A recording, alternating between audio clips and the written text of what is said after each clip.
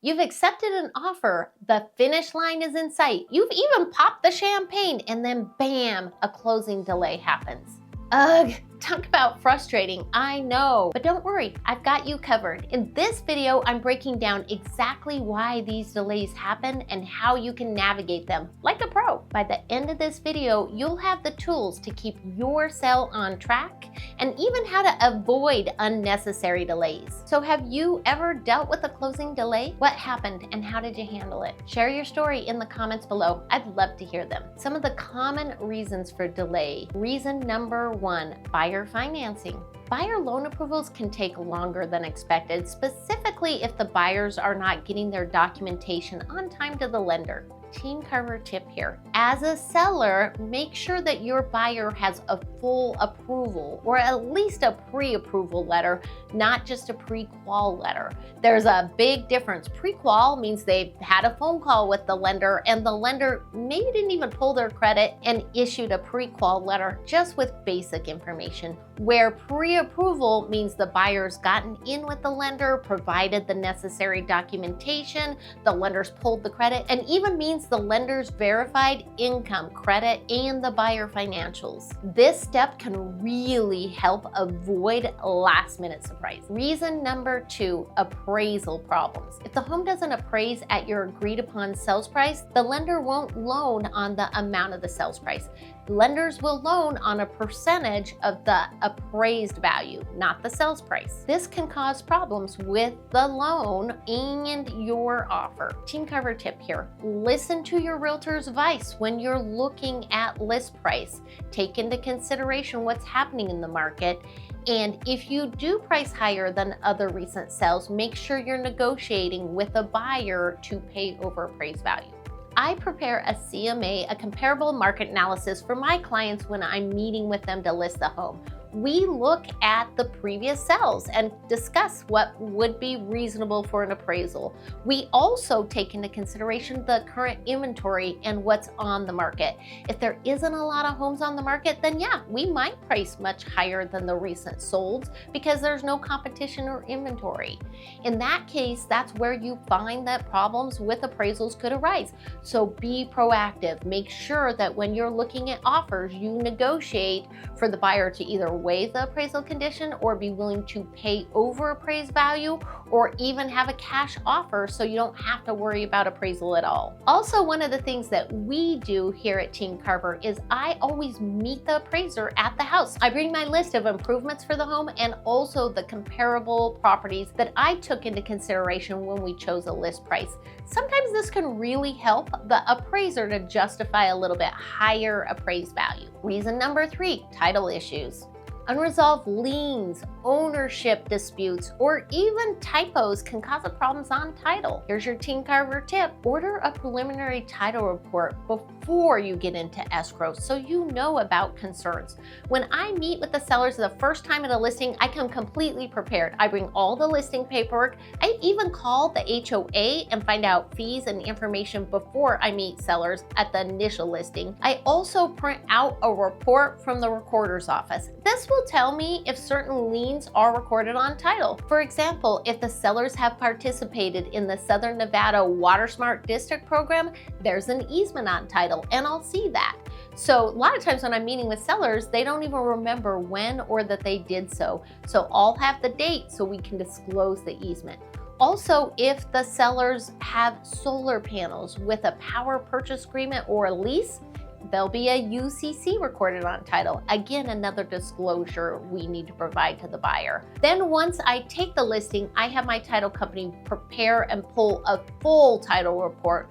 So if there's additional issues, we see them right away before we're in contract. This gives us lots of time to address them and resolve them so there's no last-minute delays. Would you be surprised to find out your home has a title issue? What do you think could cause one? Share your thoughts in the comments below. Reason number 4, inspections and repairs. Oftentimes, a repair request can definitely delay some of your timeframes, specifically if the buyers are requesting repairs and you need time to get bids and you're negotiating back and forth. Team Carver tip here. Handle repair items as soon as possible. Some things that come up commonly in Las Vegas are the HVAC. If you have an older unit, have it serviced before the home inspection. That way you can provide that information to the buyer, showing that the unit was recently serviced and it is good working condition. Also, another thing we see all the time on almost every home inspection is broken roof tiles or slip roof tiles, because most of us don't know. We're not looking at the roof all the time. So if you think there's some concerns, you might even get a roofer out and do some repair beforehand. Finally, a big issue that I often see is if you have a little bit older hot water heater. That comes up all the time on home inspections. The current codes require that you have straps on the water heater, a pan underneath, and even a drain pipe draining the water to an appropriate area. If you don't have all three of those, we're likely gonna see it on a home inspection, so just be prepared. Reason number 5, buyers getting cold feet or having last-minute issues. Sometimes buyers delay closing or don't necessarily abide by some of the timeframes because they're getting a little bit cold feet or even have a personal issue. Team Carver tip: strong communication with all parties makes the world of difference. If we're communicating with the buyer and the buyer's agent and the lender, we'll be able to know earlier if there's some kind of delay and hopefully even push through that. Staying on top of contractual timeframes is so important. Most of our contracts here in Las Vegas have several contingencies. There's a due diligence timeframe to request and have a home inspection. There's the appraisal contingency, and then the final loan approval. All of those are timeframes that are time sensitive, so you want to make sure that the buyer and lender is really following through so you don't get a request for extension on some of those timeframes. Also, Nevada law requires that the seller pay for and provide the HOA resale package to the buyer. So you want to make sure you do that immediately once you have an accepted offer. It's so important because the buyer can cancel for any reason 5 days after receiving that package. And it could take the HOA even 10 days to get it to you. So you really don't want to delay on that, because what could happen is that buyer that has cold feet can use that as an excuse to cancel. So you want to make sure you're getting it to the buyer as soon as possible. Hey there, I'm Leslie Carver, your expert guide in all things real estate, especially if you're eyeing Henderson. I'm here to share tips, insights, and market updates to help you navigate the real estate market in Las Vegas and Henderson.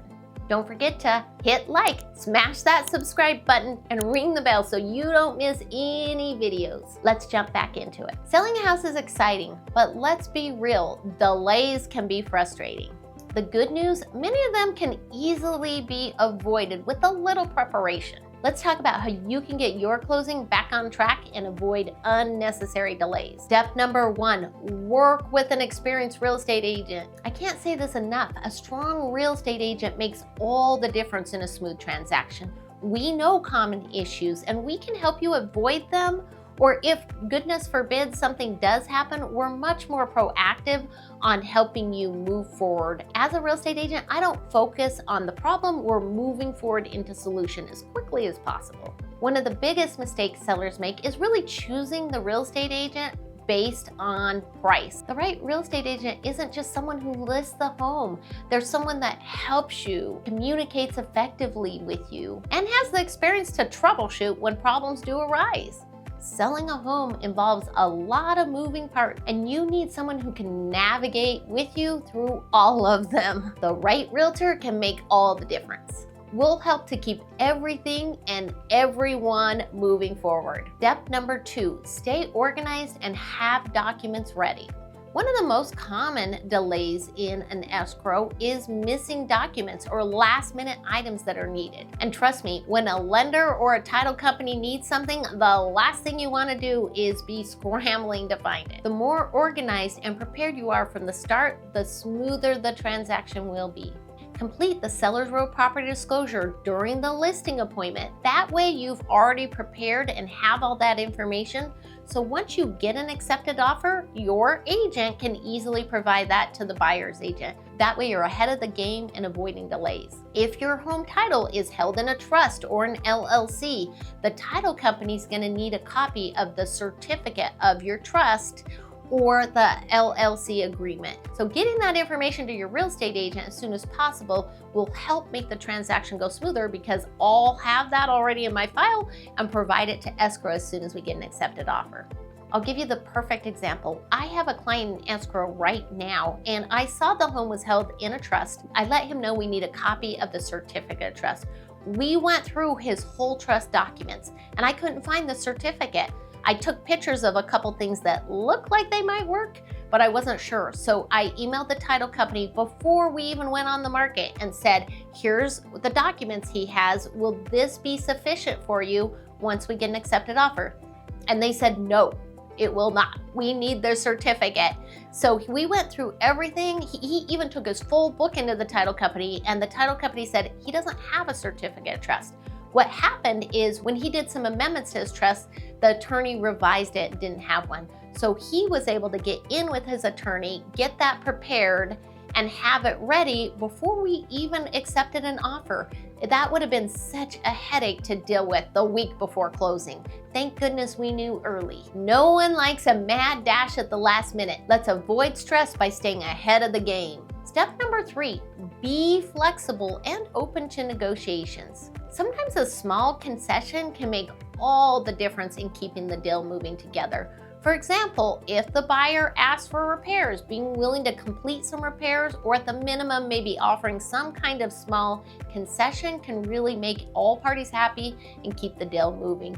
Or if the appraisal doesn't come in, being willing to talk about options rather than immediately rejecting the lower appraisal can help keep the deal together. And I'll give you another example. I had one recently where the appraisal came in lower than our sales price. We talked to the buyer's agent. The seller was willing to agree to lower the sales price to the appraised value, but we also lowered some of the concessions the seller was providing to the buyer. My seller was able to net the same amount. The buyer was able to get the deal closed. It was a win-win and all parties were happy.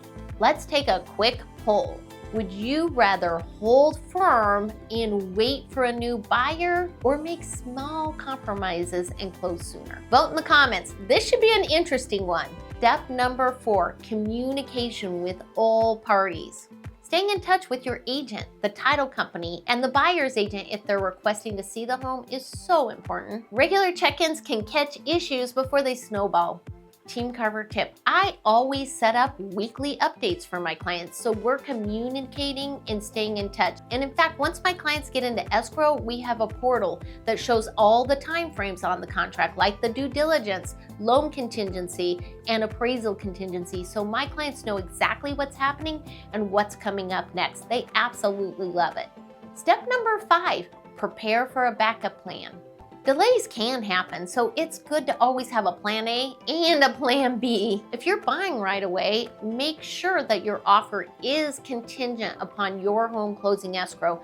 That way, worst case, if something happens, you can cancel on the new home. Or possibly you talk to a lender and have an option for a bridge loan so that you short term can get the money from your current residence and still move forward with the new home. Yes, delays are frustrating, but with the right preparation, you can navigate them and get to that closing table smoothly and with confidence.